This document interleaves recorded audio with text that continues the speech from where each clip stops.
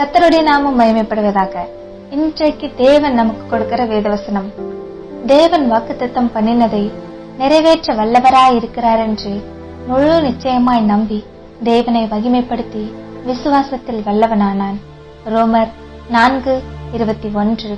முற்பிதாவாகிய ஆபிரகாமை தேவன் 75 வயதில் அழைத்து அவனை பெரிய ஜாதியாக்குவேன், உன் சந்ததி வானத்து நட்சத்திரங்களைப் போல இருக்கும், கடற்கரை மணலை போல எண்ணி முடியாததாய் இருக்கும் என்று அநேக வாக்குத்தத்தங்களை தன் சந்ததியை குறித்து சொன்னார்.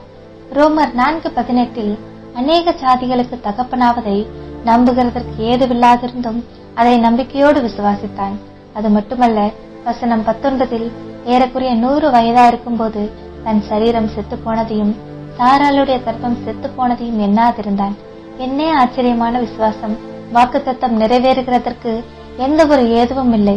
சூழ்நிலைகள் எல்லாம் எதிராக இருக்கிறது. அதையெல்லாம் எண்ணாமல் வாக்குத்தத்தம் பண்ணினவரை முழு நிச்சயமாய் நம்பி அதை அறிக்கை செய்து தேவன் வாக்குத்தத்தத்தை நிறைவேற்ற வல்லவர் என்று தேவனை மகிமைப்படுத்தினான். நாமும் கூட சூழ்நிலைகள் சாதகமாய் இருக்கும்போது தேவனுடைய வாக்குத்தத்தத்தை நம்புவோம், மகிமைப்படுத்தி பாடுவோம். ஆனால் ஆபிரகாமை போல நம்புகிறதற்கு ஒன்றுமில்லாதிருந்தாலும், சூழ்நிலைகள் எதிராய் இருந்தாலும், தேவன் எனக்கு சொன்னதை நிறைவேற்ற வல்லவர் என்ற விசுவாசம் நமக்குள் பெருகட்டும். அந்த வாக்குத்தத்தத்தை சொல்லி தேவனை மகிமைப்படுத்துங்கள், துதித்து பாடுங்கள், மகிமைப்படுத்தி விசுவாசத்தில் வல்லவர்களாகுங்கள். இன்றைக்கும் சூழ்நிலைகள் எதிராயிருக்கலாம், நீங்கள் விசுவாசத்தை விட்டுவிடாதீர்கள். தேவன் வாக்குத்தத்தம் பண்ணினதை நிறைவேற்றுவார். விசுவாசத்தை துவக்கினவரும் முடிக்கிறவருமான இயேசுவையே நோக்கி பாருங்கள்.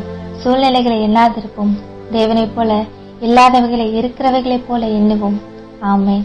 நாம் ஜெபம் செய்வோம். அன்புள்ள இயேசப்பா, நீர் எனக்கு வாக்குத்தத்தம் பண்ணினதை நிறைவேற்றுவீர் என்று முழு நிச்சயமாய் நம்புகிறேன்.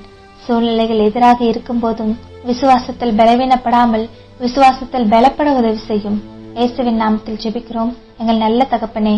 ஆமேன். கர்த்தர் உங்களை ஆசீர்வதிப்பாராக.